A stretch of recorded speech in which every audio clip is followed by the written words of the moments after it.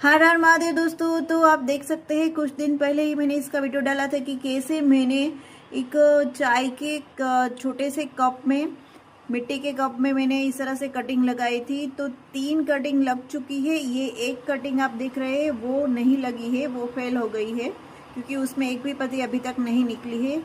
और तीनों में आप देख सकते हैं छोटे छोटे पत्ते निकल आए हैं, यानी कि सक्सेसफुल हो गया है।